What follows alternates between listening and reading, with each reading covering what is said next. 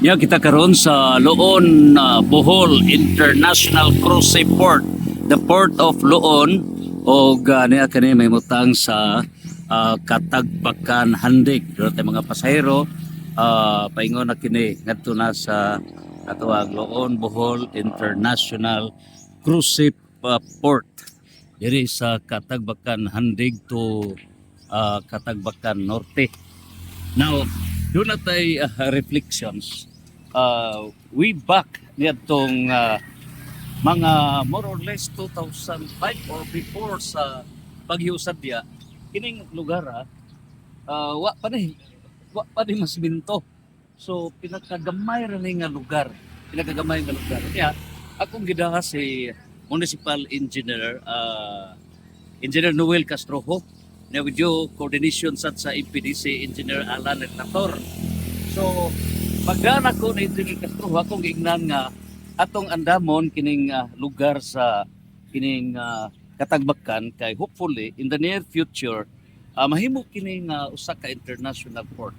Piting katawa ni Engineer Castrojo ginaunsa mo ka partner. Sa rin nasa asay mo una. So akong ignan nga plan your work and work your plan. So, netong higayuna, ako siyang giingnan nga parehas ra gud na sa ulitaw ta niya magpreparar ta kay kita tag checks at least preparado ta daan. So, out of that argument, ingon siya, oo to no.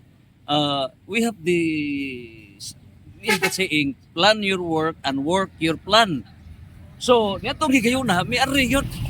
Pag-ari na diri, si Kapitan Turing, no? Luloy mingon siya, maupaw na lang ko. Ambot ka, matinuod ba ng iyong istoryahan? No? So, may ambot na panahon nga preparado na sa mga papilis. O niya, itong higayon na because very timing kay nag-partnership si Chato, Governor Chato, si Rene Lopez Relampagos, mahimong governor, mahimong congressman, partnered sila.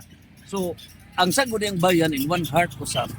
Busa, pag ready na namo sa mga documents, ready na tanan, o niya, miabot yun ang oportunidad. Mao na nga automatic nga na-develop kining maong Loon Bohol International Cruise Port.